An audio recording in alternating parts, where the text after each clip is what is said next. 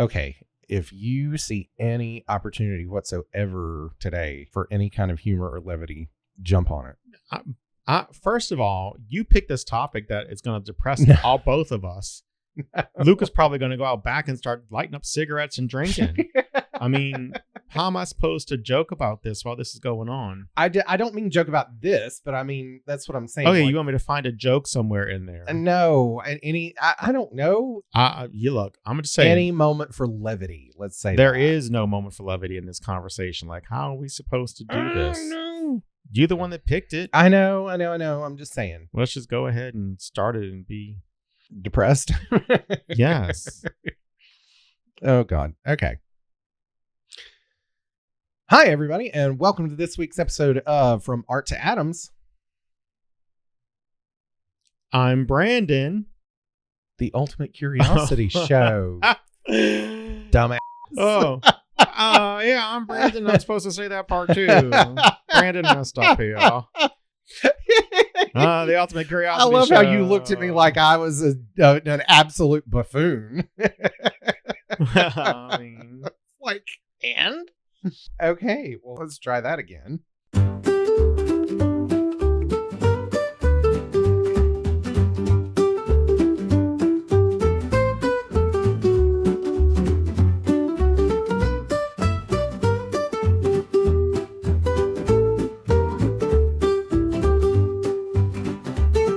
Hi, everybody, and welcome to this week's episode of From Art to Atoms, the Ultimate Curiosity Show. I'm Brandon Shoemaker. I'm Mike Volz. And now that we've got our ducks in a row, or as much of a row as they're ever going to be. And my ducks are in the pond swimming somewhere. They're about to swim off, I think. Yep. How's your week been? It's been good. I mean, nothing compared to yours. I'll tell you that. But, you know, Shrek, we're less than 2 weeks away, a week and a half away from opening night. A week and a half? Ooh. Yeah, we open up not this Thursday, but next Thursday. So, yeah, about that time. So wow. We would close 2 weeks from today. Yeah. I'll be done with it 2 weeks from today at this time right now because we go on at 4 o'clock or at 2. So we'll be definitely done. So by the time this episode airs, I will be a free man. Peter will fly again. But no, it's been a good week. Rehearsals have been very, very going there. We're finally back we're on the stage finally. So, we have a new performing arts center in my district on campus, and they just installed the curtains and everything. All of that went up this week. Yeah. So we were finally, I think Wednesday was our first day on stage, or Tuesday was our first day actually on stage without curtains. Mm-hmm. Because then curtains came on Wednesday. But we're finally able to start getting everything kind of situated now that we are on stage, and we can get like official blocking done. Because we've done some kind of like loose blocking. Yeah, like in a room, it's really hard to say, exactly where everyone's going to be. But like you enter left, enter right, exit kind of thing. You know, and kind of general idea. Well, this is where I want you. But now we're finally so. And again, with like a week and a half left, we have really a lot of crunch time too. And then, I won't be there Wednesday and Thursday and Friday. Yeah. Because of the concert we're going to in Austin. But what concert is that? I don't know how to say her last name. I'm going to mess up her last name. Kylie Minogue. You said it right. Did I say it? Yeah. Yeah. So Thomas is one. I mean, this is his Celine Dion. Yeah. And so Michael is obsessed with Celine Dion, and Thomas is obsessed with, as Marsha would say, his Salon Dijon. Yeah. Yeah. But so we're gone because I guess this is her first time touring in North America in years. I don't know when the last time she toured in North America. And so tickets went on sale like in September. And so we grabbed him for his birthday. So we've been kind of looking forward to this. Sorry. He's been looking forward to the concert for about maybe 8 months now. I'm just looking forward to getting out of town. But that was before Shrek was even on the radar. Yeah. And so now I kind of want to be here because I feel like I'm going to be gone for 2 full rehearsals, I guess, Act 1 and Act 2. And I'll miss, I guess, the first part of another one of Act 1. I just feel like it's like when you're a teacher and you come back from a long break after being out for 3 or 4 days, you just feel kind of disconnected from it. Yeah. And so I'm worried that I'm going to be running and connected to it 4 days before we go on. Right. So I guess I've been practicing my dances and my songs. And I guess I'll be doing that in Austin on the way there and back. Yep. So I got to get the songs down. But we were supposed to get costumes tomorrow. I think they're delivered tomorrow.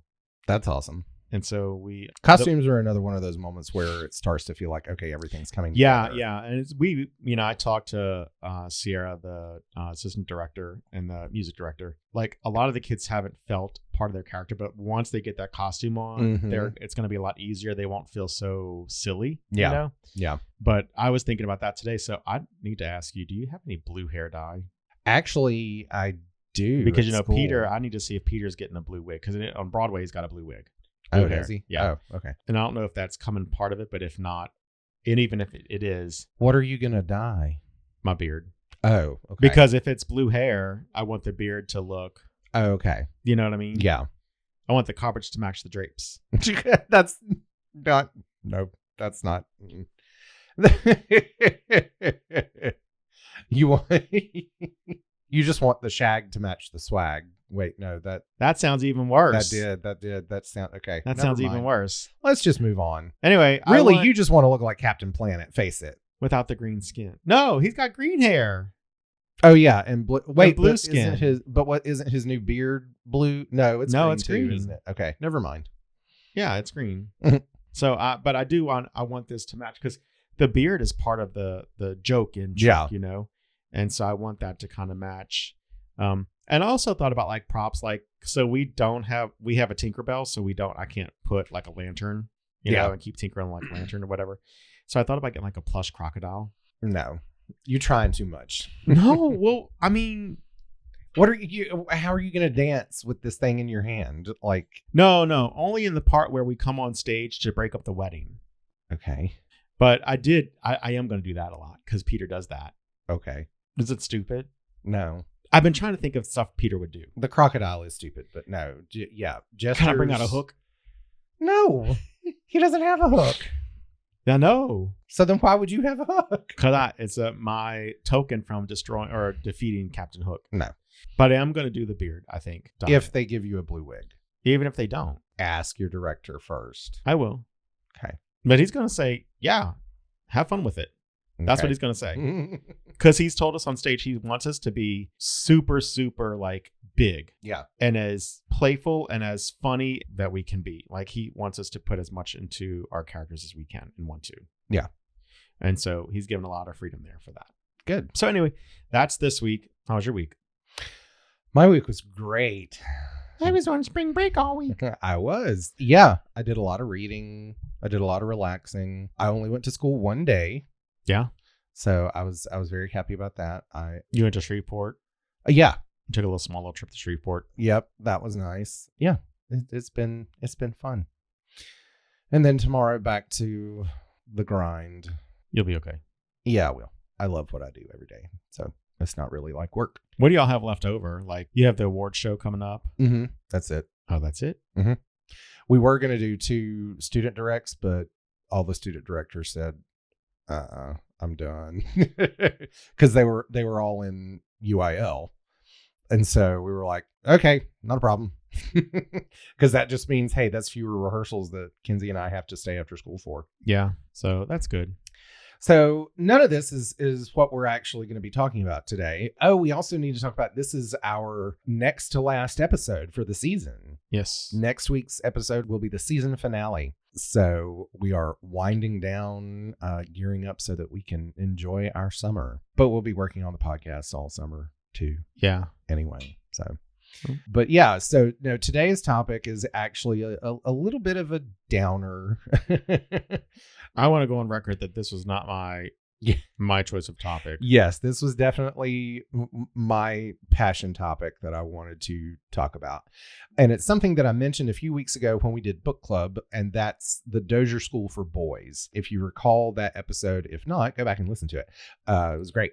But if you recall on that episode, I mentioned how I had read a book from Tananarive Due called The Reformatory. Even though it was a supernatural horror novel, it was actually based on real events at the Dozier School for Boys in Marianna, Florida, in the Florida Panhandle. And so when I found that out, of course, I wanted to find out everything I could about what the actual historical events were. And the Dozier School for Boys was an actual reformatory for boys that was opened in 1900. and it stayed open for over a century. It didn't close until 2011. Yeah, I was going to say 111 years. Yeah. Yeah. Yeah. So, Which is so weird to me. right. Because especially after all the turmoil that we're going to talk about in this, yeah. that they would have left it open that long. Well, it went unreported and, as they said, unsubstantiated for so many years. There were allegations and stuff like that, but they couldn't find the proof to back it up. Wow. But so what he's talking about is the fact that, as is frequently the reputation of reform schools. Yeah, there was blatant abuse. Not even blatant. I mean, there was murder. Well, yeah, which again is, unsubstantiated. They still don't have the proof of that. But what ultimately, the proverbial stuff that hit the fan that led to actual investigations by the state was that they discovered all of these unmarked graves. And there were some that had been marked, but they weren't marked very accurately. And so they decided, well, we need to, get some anthropologists to actually figure out what is going on here. So the University of Southern Florida came and started using ground penetrating radar and discovered that there were a total of 55 bodies buried, which was 24 more than what was actually on record of what should be there. You said penetrated. Oh, God. That's not what I meant when I said that's why I levity. laughed. I'm like, what are they over there doing at the beach? God, at the beach. Yeah, it's in Florida. Oh. Do you want to go back and just start from the very beginning? Yeah. Okay. So, it opened, like we said, in 1900, originally as a home for orphans. Mm-hmm. And it's about maybe 40 miles northeast of Panama City in the Panhandle. Panama City's in Florida? In the Panhandle, though? I didn't realize. Yeah. Oh, okay. Yeah. It's in the town Mariana, Florida. Yeah. Yeah. No, I didn't know where Panama City was. Yeah. Okay. One of my geographic deficits, clearly. Oh, cool. Yeah. So close to the Georgia line, or mm-hmm. Yeah. Is it Georgia or Alabama? It's right there. Like they're split.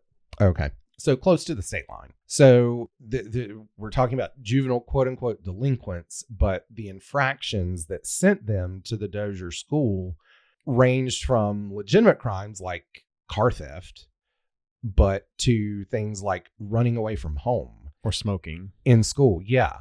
Like, so it's kind of infuriating when you read about the stuff that happened at the school and you realize that, okay, we're talking about like our students that just do stupid stuff in school and they get sent there.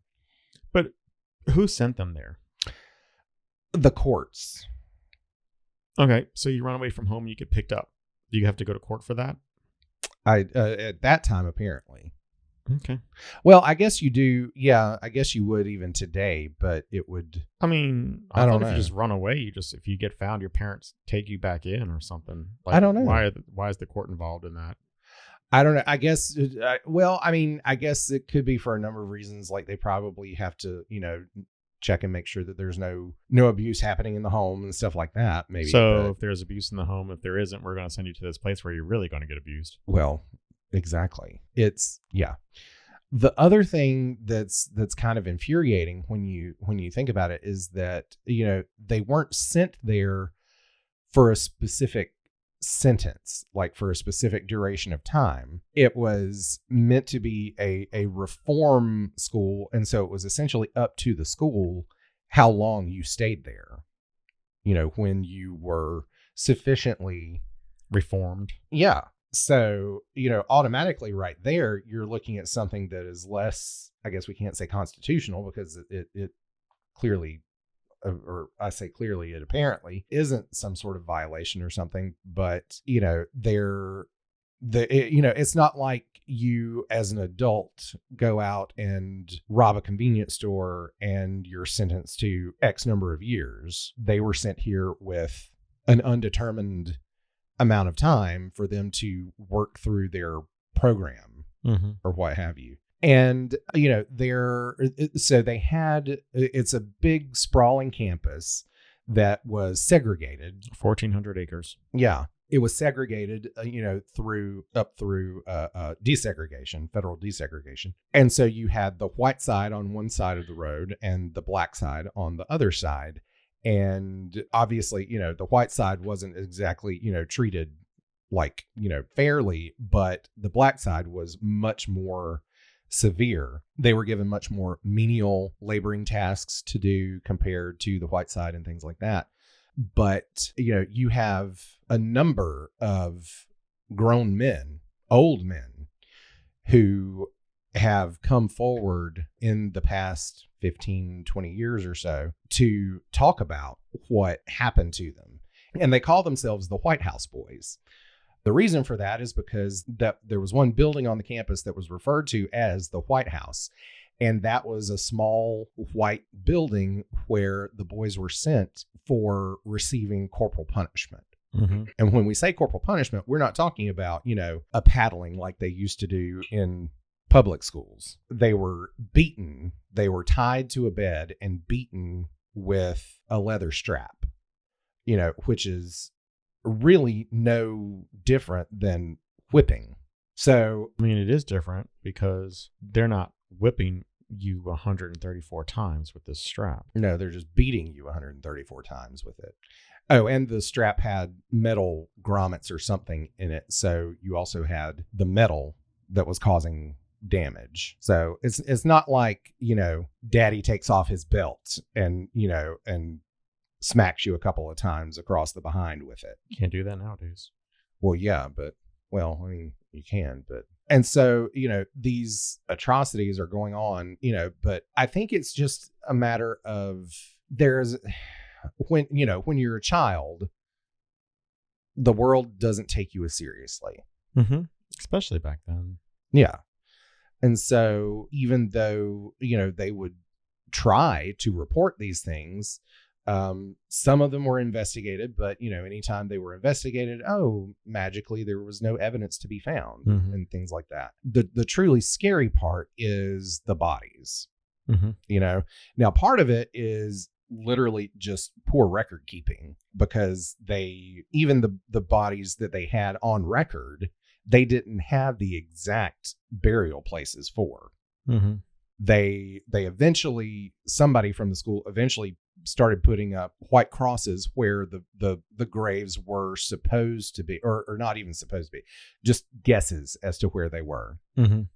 And then when they started using the ground penetrating radar, they discovered, no, they're not even, in the right spots. So, you're talking about a true carelessness on the part of the people who worked at the Dozier School for these children that were supposed to be under their care. Mm-hmm. Not to mention the fact that, who were these 24 bodies? What happened to them? Because they were able to determine some of the causes of death, and some were from influenza epidemics in the early 1900s. Mm-hmm. Some, a group of them were from a fire that had happened on the campus, and there was a number of boys that were trapped inside one of the buildings. That reminds me of an episode of The Ghost Whisperer. Okay. Just saying. In every generation, there is a whisperer. But that happened in one of the episodes. Like, there was a home for boys, an orphanage for boys. And some of the boys got caught inside, and she had to help all the boys out. Oh, wow. When was that show on? I don't know. That's a Thomas question. Well, I asked because I wonder if it could have been inspired by this same event, because I don't think so, but okay. Well, because they, it closed in 2011, so I mean, it could have been, but it has been the basis for several different fictional works. One that I already mentioned, of course, The Reformatory, another novel by Colson Whitehead, Nickel Boys, which was later turned into a movie that was this year nominated for a Best Picture Oscar. So it's definitely been something that has captivated the public's attention since all this came to light. Mm-hmm. And it really is something that I think one of the reasons is that, it kind of, tugs at the public heartstrings, so to speak, because, we assume that, if we're sending children to juvie, so to speak, we assume that they're going to be taken care of, that they're going to be actually monitored and looked after and things like that. And that's really not what happens. Yeah, I don't agree with that statement, though. What? I think the public perception of places like that is exactly what happened there for that reason. Well, yeah. I don't think that when we send kids off to places like that we feel like they're going to be treated fairly. And that could be because of movies. It could be because of media, but I don't get the sensation. Like, my feeling on those places is not that the kids are going to be treated fairly. Yeah. That's a good point. Does that make sense? Yeah. Because, public perception of those places is exactly what for that reason. Yeah. Because in the 60s and the 50s, 60s and 70s, that's how those places were run. Mm-hmm. You look at Nurse Ratched or anything like any kind of mental hospital or any kind of orphanage and stuff like that. When my mom tells me that my uncles were sent over to a reform, they were and this was a Catholic reform school, not a school, but facility, Hope Haven in New Orleans. Called what? Hope Haven. That my grandmother, because they were and my grandmother was a single mom because my grandfather had died when my mom was 9. So the boys were teenagers. Yeah. And my grandmother was stuck raising the boys on her own. Right. She just couldn't handle the twins. And so she sent them to there. And, when I think of places like that, it just reminds me of like those places that, the nuns are over there. They're just the priests are abusing boys and the nuns are slapping people and beating people. And, yeah, I just have that feeling of it. And I don't know why. And I wasn't speaking for myself either when I made that statement, because here's my sort of personal connection to reform schools. When I was a little kid, my dad, and this was when I was like 5, 6, 7 years old. My dad used to threaten me that if I didn't behave, that he and my mom would send me to what was called Jackson Training School. Well, how bad were you as a kid? I was just talking back and stuff like that. But he never meant it. I know, but to even mention that to a kid. Well, that was his empty threat. Yeah. But I didn't know it was empty, and I was terrified of being separated from my parents when I was little. And so he knew that was like, a surefire thing to what he thought would be, to get me to behave correctly. Unbeknownst to me, you didn't just get sent to Jackson Training School by your parents. It was, a reformatory. The court sent you there for much the same reasons why, people were sent to the Dozier School. But it was a reform school just like this that was just miles from where we lived in Concord when I was little. And it's actually still open and operational. I don't think it's called, it was Stonewall Jackson Training School. I don't think it's actually called that anymore, but it's just run by the county now. Okay, so I just looked up Hope Haven. Yeah. And there's this is from the CBS affiliate, so a news station, not an actual like just someone out there. Yeah. And this was in 2018. This was done. The headline: Hope Haven was house of horrors for troubled youth. Oh wow. So that I guess that's where I made my comment, like that. Yeah. Those kinds of things, I guess, happen then. Well, and maybe my comment was just sort of a perfunctory, kind of statement. This says where some of the most brutal cases of child sex abuse occurred. Oh God. Well, so this was what you say? This is a lawyer that was looking into it, I guess. Oh yeah. Yeah. So a lawyer. There was rape, obviously. This is a boys' school. Yeah. This is a quote: "They were also dealt with by the sisters who were there in a sadistic way." Oh. Because again, it was a Catholic facility. There were a lot of there was a lot of sadism. They were beaten. I had one nun testify when I took her deposition that she could hear the screams when they were being beaten. Oh God. Anyway, and it dates back all the way to 1940s. So that's where. So the other personal connection I have to this story and why it matters to me, you've probably forgotten all about this, but do you remember when we lived in Tennessee I remember living in Tennessee. What about it? Do you remember that 1 month where I actually worked at a place like this? Yeah, facility. Yeah. Yeah. I only stayed for a month for the exact reasons that we're talking about. The place was called Reflections Treatment Agency. It's closed down now. It was owned by a company called Youth Services International. Mm-hmm. And essentially, just like, so you know how like correctional facilities for adults throughout the country are essentially owned by private companies, right? Mm-hmm. So that's essentially what this other company, YSA, was, or YSI. And so they owned and operated these treatment facilities around the country for troubled youth. But they were essentially, children that were sent there by court order. So at this particular facility where I worked, it was a quote unquote treatment facility, not jail, for sexually delinquent boys aged from 10 years to 19 years. But again, because it's not jail, it's a treatment facility, just like with the Dozier School, you're not there for a specific sentence to serve out a specific sentence. You're there for rehabilitation. Yeah, you're there to go through the program. So some boys were there for as little as like 10 or 11 months. Some were there for years. And during the month that I worked there, I was appalled, really, at what I was seeing.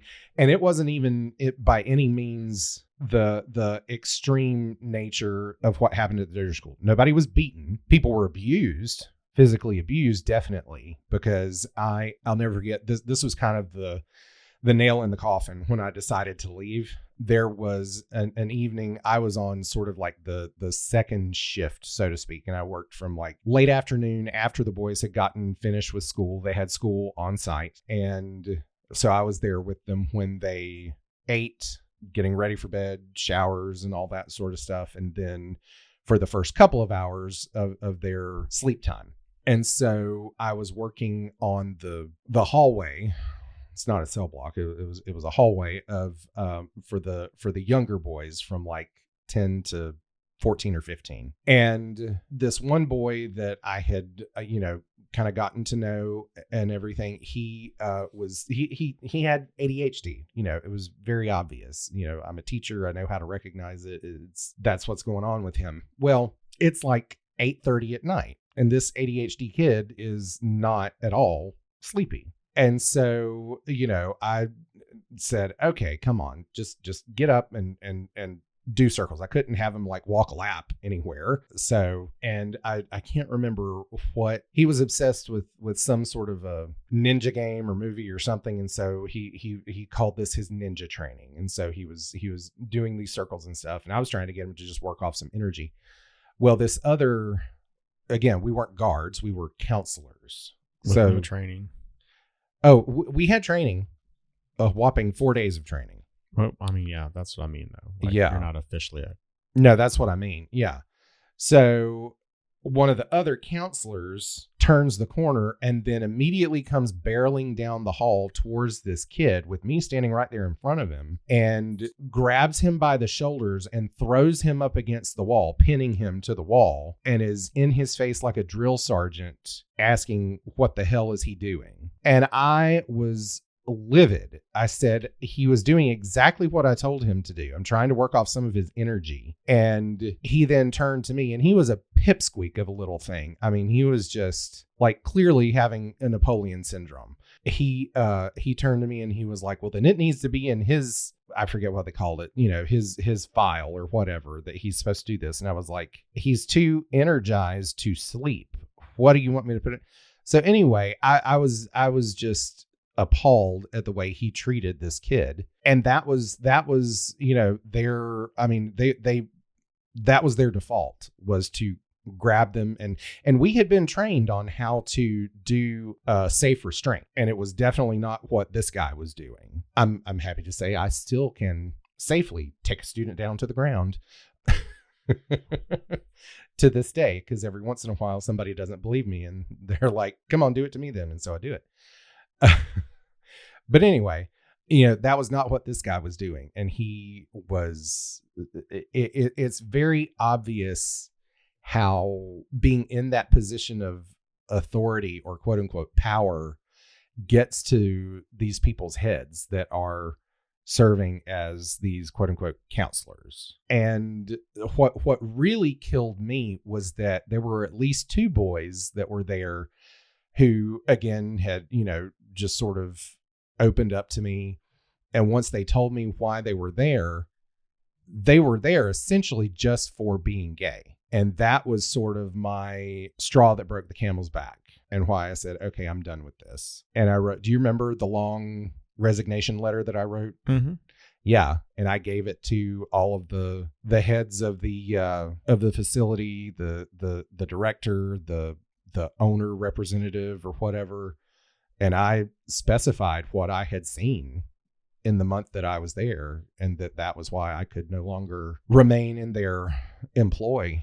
And so, yeah, that was, so when I heard all that to say, when I first heard about the Dozier School for Boys, I immediately thought of the boys that I met in the facility where I worked. And, thankfully, and I can't even say that with certainty. While I was there, nothing to the extreme of what happened at Dozier was happening there. But nevertheless, there were far too many types of abuse that were happening anyway.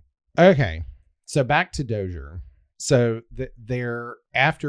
so again, the anthropology department at FSU was really they became the advocates for these boys and the dead, mm-hmm. really. And so they, had to do what DNA testing they could, which, with just skeletal remains at that point, they had just basically mitochondrial DNA that they could work from. And of course, they were having to work backwards because they were boys. They didn't have any kids. So they had to, try to find maternal genetic links to contact families and relatives. And that was how Tenenarive Dew and her father found out that they were related to one of these dead boys. Mm-hmm.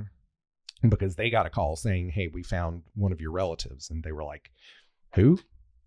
They didn't even have any idea. So the sad thing about it, out of the 55 bodies discovered, only 8 were positively ID'd. So, that's a pretty low percentage.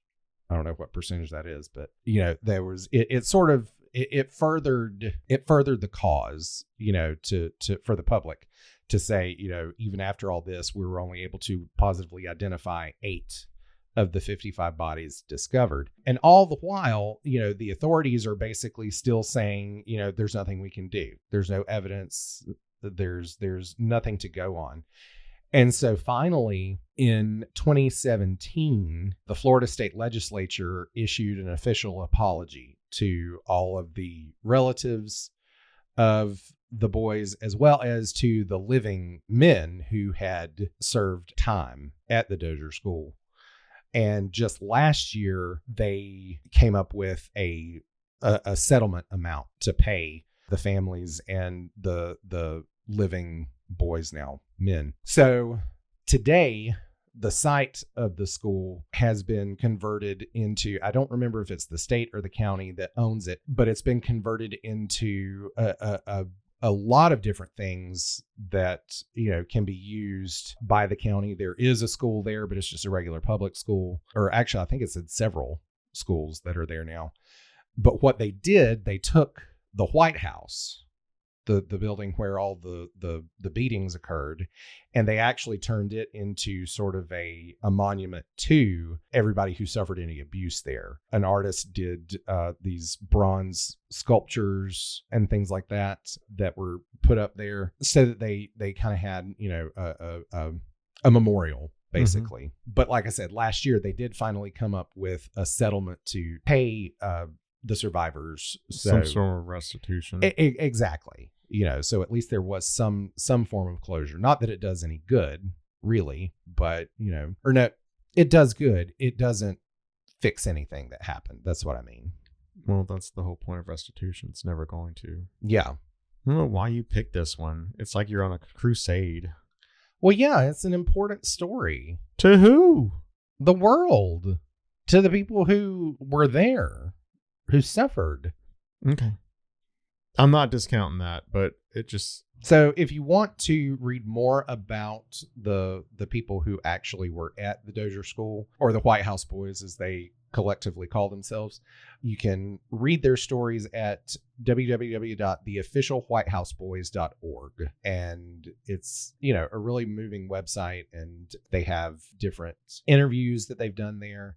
And even links to where, if you were a former White House boy, where you can get in contact with them and tell them your story as well. How many are still alive? Well, I don't know. There's, a lot though, because, it just closed not that long ago, 15 years ago. So 14 years. So they range in age from, I guess, in their, what would that put them? Their 70s, 30s, all the way up to their 80s. Was it bad towards the end? Yeah, that was one of the things that I saw when I was looking at different stuff last night. There were reports that were still coming in the 2000s that it was of different atrocities that were happening. And that's why it ultimately closed, was because of all these reports and things like that. And they finally failed an inspection, I guess, or whatever it's called, an evaluation. A health inspection? Like they went to the cafeteria and they failed that? No. They failed like an evaluation. State inspection? Yeah. So that was the straw that finally broke it, was that? I can't understand how it goes on for so long. Yeah, especially in the age of, like a parent can't even beat their kid nowadays, can't whip their kid without fear spank. of... Sure. They can't... for shame. They can't beat their kids. They can't discipline their kids now for fear of it being considered abuse. Physically spanking. Yes. And you have... And that was like in the 90s and 2000s, like that's when that whole mind shift switched between disciplining your child and, the parent being afraid that the kid's going to call CPS on them. But, that then you have this place right here that's still doing this. I don't understand how that continues on after the world we live in has opened its eyes to stuff like that. Well, so in Nickel Boys, they kind of, and again, it's a novel. It's not, I haven't read enough of the historical stories to know, if this is what actually happened or not, but they sort of provide an answer for that in Nickel Boys. And that was that during these inspections, they would walk the inspectors around to the specific things that they wanted them to see. And they even talked about how, suddenly on the day that the inspection was happening, they had all this great food that they had never had before, because it was, inspection day. And so they were putting on airs. Well, so to me though, like places like that, inspections like that, like the inspectors, how stupid can you be? Like, how stupid can you be? I'm sorry. Like you've got to know something else is going on there. Like, it's not difficult to figure that out. Well, sometimes people are bribed, which is something that was alleged a lot with this situation. So, obviously I'm not excusing it, but there are a number of ways that I know stuff like this happens. I know people see what they want to see. Yeah. It reminds me of like when a school board member comes into a school district and the dog and pony show happens, like, and I get that, but, and I think the same thing, like, how stupid are you as a school board member or as a person who looks at these things? How stupid can you be to think that everything is hunky-dory? Nothing in the world is hunky-dory. Nothing is exactly as it needs to be. There are problems everywhere. Even in the most perfect facility, there are problems. Yeah. And so it's like, when we get our evaluations, they're like, you're never going to receive the highest evaluation because there's always room for improvement. That's what they tell teachers. Yeah. And these places are the same thing. Like, how can you go in there and say, oh, everything's perfect? No, there has to be something. I hate people. I just do. I'm not a fan of people. Well, it's the thing that really, two things that really get me about the whole situation. Number one, the fact that there's no sentence. You're there for as long as it takes, which means that, if you have a sadistic director or warden, whatever you want to call him in this facility that's not a jail, if you have a sadistic leader in charge and he, doesn't like this one kid or is frankly getting off on being mean to them, then he can keep you there as long as he wants. All right. So 2 things. Number 1, that's how conversion therapy camps are, though. You're there until you're cured. Yeah. Okay. That's one thing. Number 2, a lot of this rings to, and I'm going to relate it to a comic book, Arkham Asylum, because they're there for rehabilitation. They're not there as a prison. Arkham Asylum is not a prison. Yeah. In Batman's world, it's a rehabilitation facility, and they're there until they're rehabilitated. And so that's kind of, you're not sentenced for a length of time. You're there until rehabilitation occurs, which is why they always fake rehabilitation in the comic books. They're like, oh, I'm cured, but you really, then they get out and they're like, oh, I just did that. But those camps, though, you're talking about the conversion camps. Yeah, no, yeah. Those boys are there because they're there, or girls too. They're there until they're cured, according to the person who's in charge. Mm-hmm. It's not according to any length of time, and so the same thing happens in those places. Well, there's tons of abuse that happens in those places. Oh yeah, and there was so I also more recently had 2 students. This was at my previous school, not my current school, but I had 2 different students at 2 different times that were sent by their parents to these wilderness survivalist, but basically, like essentially what my dad was threatening me with. They're trying to make you a man kind of thing. Not even make you a man, but just like learn how to act right. What am I trying to say? What are they called? Reform schools. Like that's it's not a school. It's a reform facility. Yeah. So they were sent to these wilderness survivalist reform programs. It's not even a facility because they're literally out in the woods. Is this like an anti-gay thing? No. Okay. I was gonna say because anti-gay stuff in the woods that's happening. Oh yeah. But these were just, for students who habitually would not obey their parents or were, heading down the wrong track or something like that. And they're like, oh, well, I don't know what to do with them. Well, I got a whole list of kids that can go on that trip.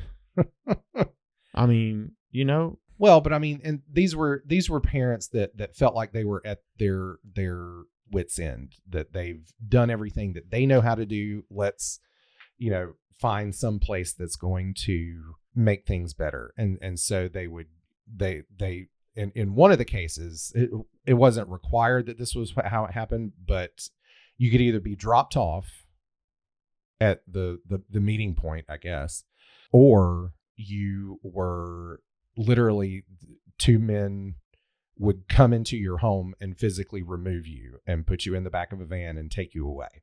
Okay. And so one of my former students, that happened to him. And keep in mind, this is all totally fine and perfectly legal because the parents are paying for it. And again, I'm just going to state,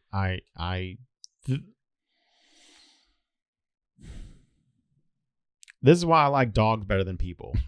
This is why right here, because it's kind of crap right here. So we just need to wrap this thing up because I'm starting to get a little. Well, that's okay.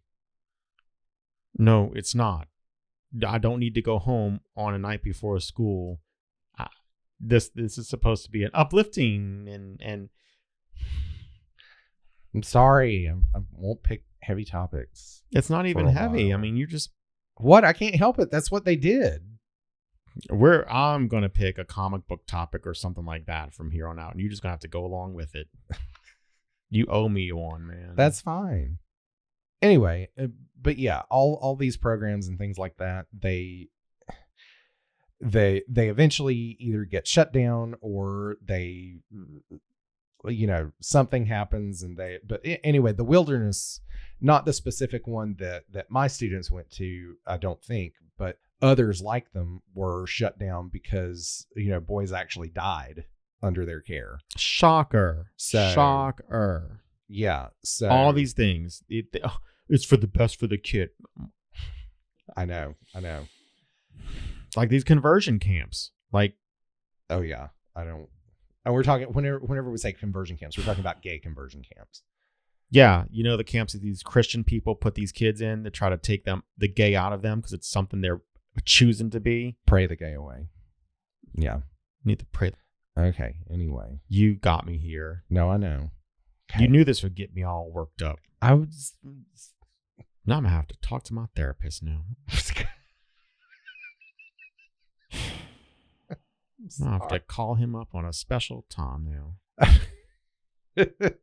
He'll be booked. He is booked because I won't talk to him for another 2 weeks because we're going to be out of town normally on my normal day. So I can't talk to him. And I'm going to tell him, I'm going to say, look, because we share therapists. I'm like, look, it's my fault. I know you know who this friend of mine is. And I'm going to need you to have a conversation with him when he talks to you this week too. And he's going to be like, indeed.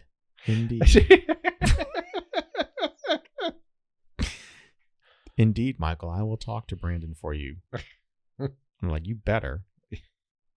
I'm pretty sure he can't. Anyway, so I'm scared to ask, but so what are your final thoughts? You don't want to know. I don't like people. I like dogs. Remember how you said last week that I'm the dog whisperer and I like dogs? I would much rather spend time with dogs because they don't do that stuff to people. Yeah. And it's always in the name of the greater good, and it never is. Yeah. It never is. And any of these facilities always have these people who are untrained and unlicensed to be there, and they act like you can just pull someone from the parking lot of the Walmart and offer them a job and give them 2 days of training or 3 days of training and call that sufficient. And then, no, that's not, especially in a facility like you were working at where it was, you know, a real rehabilitation place, but for kids who just needed help, you know, like it.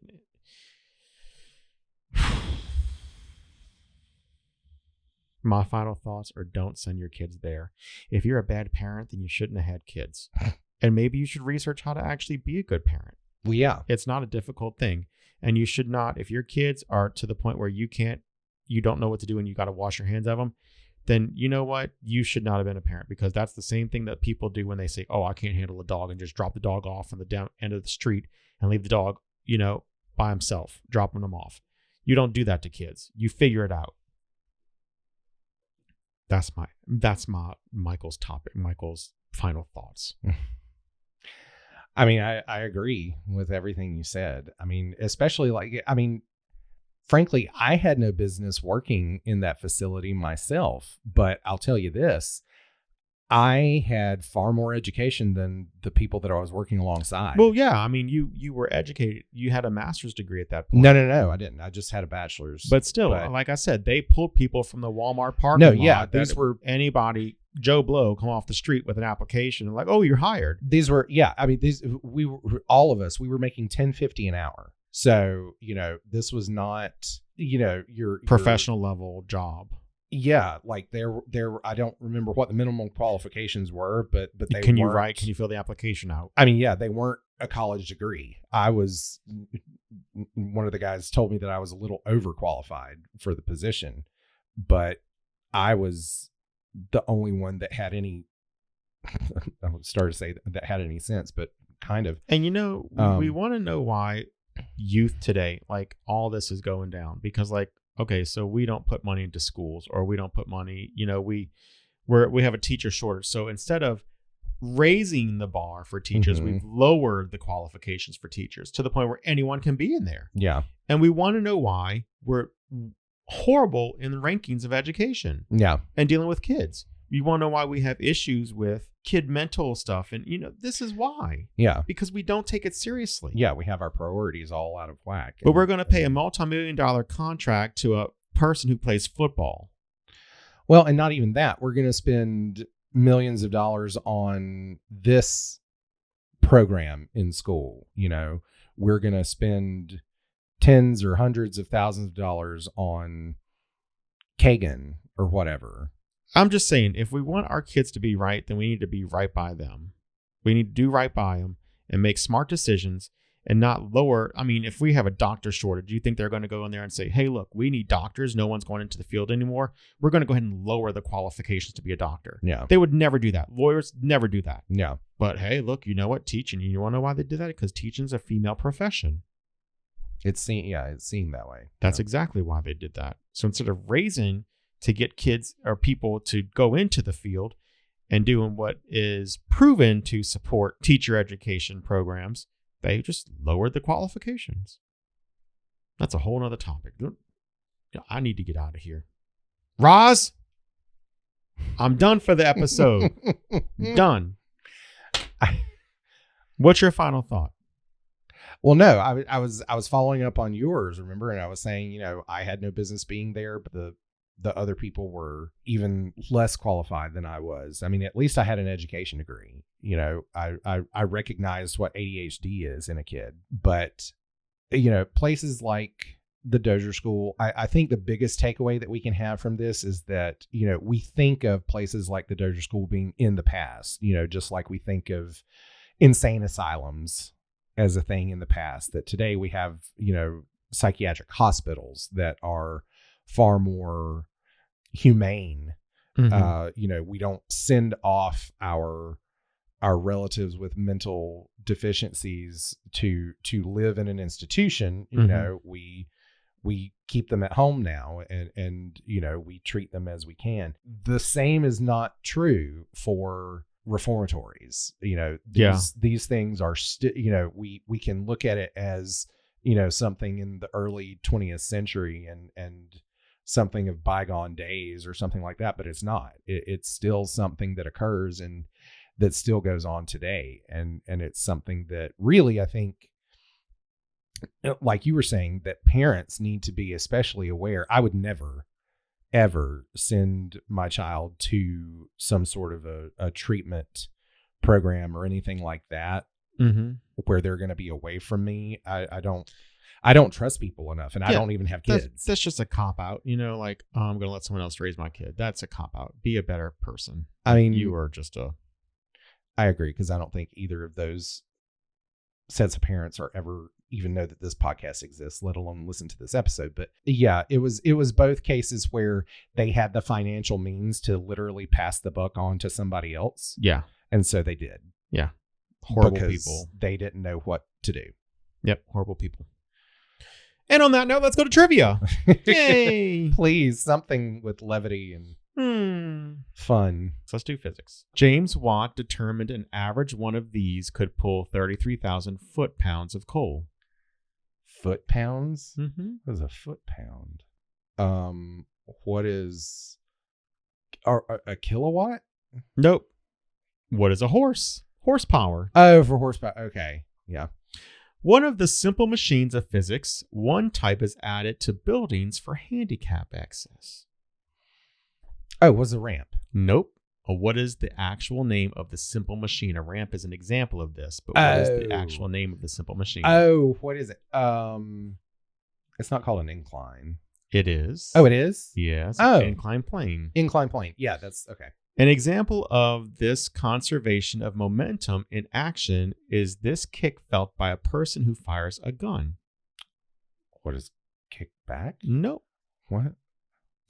An example of this conservation of momentum in action is this kick felt when a person who fires a gun. What's it called? The law? No. What's the name of the action that is when you fire a gun and it shoots back at you? Like it doesn't shoot back. Oh, recoil. Yeah. Oh. The change in pitch of a train whistle is an example of this effect. The Doppler effect. Okay. And in 1942, this Italian-born physicist produced the first controlled self-sustaining fission reaction. Was that one? Fermi? Yeah, it was. Okay. Enrico Fermi. Yeah. Italian. There are only so many. That was the 5. I know, but you're still looking through the book. Well, I'm looking at scientific discoveries. I'm just looking at the questions. Oh. How many did I get? 2? No, you got 4. 3. You got recoil. You didn't get horse. You got Doppler, Fermi, and recoil. Yeah. And incline, but you didn't say plane. Okay. So I got 3? Yeah. All right. Pick one. I don't care. A World of Art. Okay. Artist John Olson painted a mural for this city's opera house in the early 70s. Sydney? Yes. Sir Thomas Brock was knighted after unveiling his statue of Queen Victoria in front of this palace. Kensington? Where does the Queen live? Buckingham. Yes. In 1916, he sold his first of more than 300 Saturday Evening Post covers. Norman Rockwell. Yes.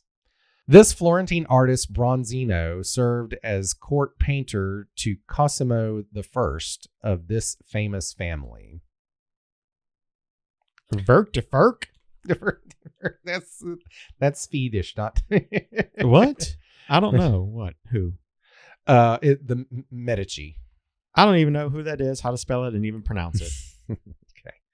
Basquiat got attention for this type of wall writing in Hollywood Africans.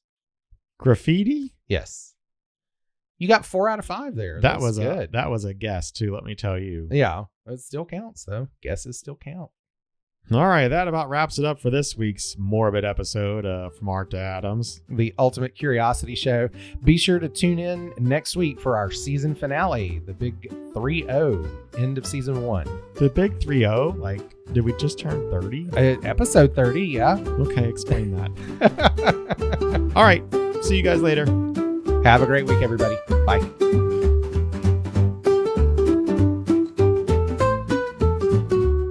You've been listening to From Art to Atoms, the Ultimate Curiosity Show, episode number 29. Your hosts are Brandon Shoemaker and myself, Michael Folse.